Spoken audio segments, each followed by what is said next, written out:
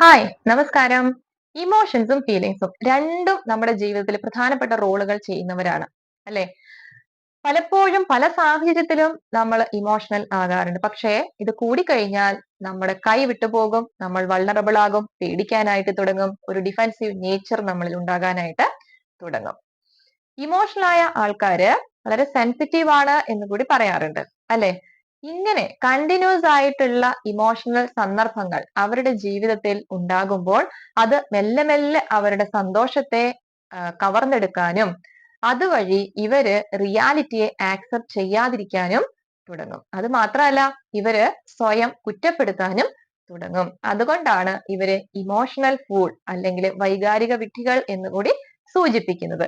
ശരിക്കും നോക്കിക്കഴിഞ്ഞാല് ഇവര് വിഡ്ഢികളാണോ എന്ന് ചോദിച്ചാൽ വിഡ്ഢികൾ ഒന്നുമല്ല. മറ്റുള്ളവരെ അമിതമായിട്ട് വിശ്വസിച്ചത് കൊണ്ട് മാത്രം സംഭവിച്ചു പോകുന്ന ഒരു അവസ്ഥയാണ്. ഇങ്ങനെയുള്ള ആൾക്കാര് അവരുടെ ഒരു നേച്ചർ എന്താണെന്ന് വെച്ചാൽ, അവരോട് ആരെങ്കിലും എന്തെങ്കിലും ഇമോഷണൽ ആയിട്ട് പറയുകയോ ചെയ്യുകയോ ചെയ്തു കഴിഞ്ഞാൽ ആ ഒരു കാര്യത്തെ ഇവർ കുറേ നാൾ ഇവരുടെ മനസ്സിലിട്ടുകൊണ്ടേ നടക്കും. ഇവർക്ക് അത് മാത്രമായിരിക്കും പിന്നെ ചിന്ത. അയ്യോ, എന്നാലും അവരെന്നെ അങ്ങനെ പറഞ്ഞല്ലോ, ഇത് എന്റെ ഒരു കുറ്റം കൊണ്ടായിരിക്കുമോ, എന്റെ കുഴപ്പം കൊണ്ടാണോ, എന്തുകൊണ്ടായിരിക്കാം അവരങ്ങനെ പറഞ്ഞു. ഇങ്ങനെ ആൻസർ ഇല്ലാത്ത കുറെ ക്വസ്റ്റ്യനും കൊണ്ട് ഇവര് മനസ്സിൽ ഇതിനെ ഇട്ട് കുറെ നാൾ നടക്കും. എന്നിട്ട് ഇവർക്കൊരു കാര്യം ചെയ്യാനോ ചിന്തിക്കാനോ പോലും പറ്റില്ല. ഇതാണ് ഇവരുടെ ഒരു നേച്ചർ. ഇനി ഇത് എന്തുകൊണ്ടാണ് ഉണ്ടാകുന്നതെന്ന് ചോദിച്ചു കഴിഞ്ഞാല്, ശരിക്കും പറഞ്ഞാൽ ചെറുപ്പം മുതലേ ഒരു സോഷ്യലൈസേഷൻ ഇല്ലാത്തതിന്റെ ഒരു കുറവാണ് ഇതെന്ന് പറയാം.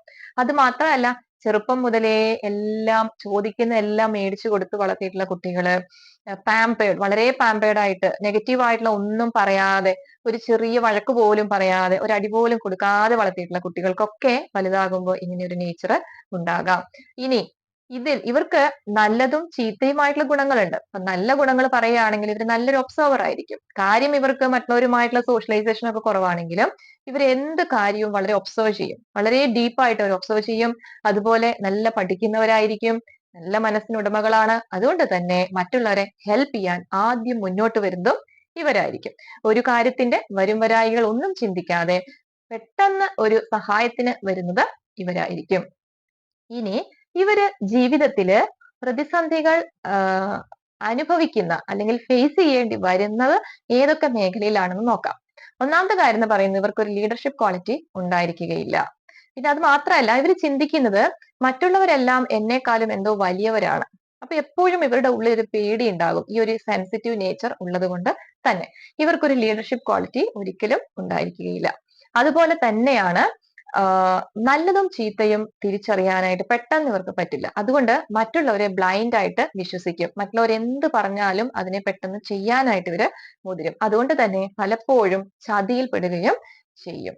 ഇനി ഇവര് എപ്പോ നോക്കിയാലും ഇവരുടെ ഇങ്ങനെ ഒരു സെൻസിറ്റീവ് നേച്ചർ കൊണ്ട് മറ്റുള്ളവർ ഇവരെ കൊണ്ടായിരിക്കും പല പണികളും എടുപ്പിക്കുന്നത്. അപ്പൊ ഇവരെ യൂസ് ചെയ്യാനായിട്ട് തുടങ്ങും. അപ്പൊ ഇങ്ങനെയുള്ള ചില കാര്യങ്ങളൊക്കെ ഇവര് ജീവിതത്തില് ഫേസ് ചെയ്യും. ഇനി എനിക്കൊരു സെൻസിറ്റീവ് നേച്ചർ ഉണ്ട്, ഞാൻ ഇങ്ങനെയാണ് എന്ന് ഐഡന്റിഫൈ ചെയ്തിട്ട് എനിക്ക് ഇതിൽ നിന്നും പുറത്തു വരണം, എങ്ങനെ എനിക്ക് ഇതിനെ ഒന്ന് മാറ്റിയെടുക്കാം, ഞാൻ ഒന്ന് ഇംപ്രൂവ് ആകണം എന്ന് ആത്മാർത്ഥമായിട്ട് ആഗ്രഹിക്കുന്നവർക്ക് ചില ടിപ്സ് ഞാൻ പറയാം.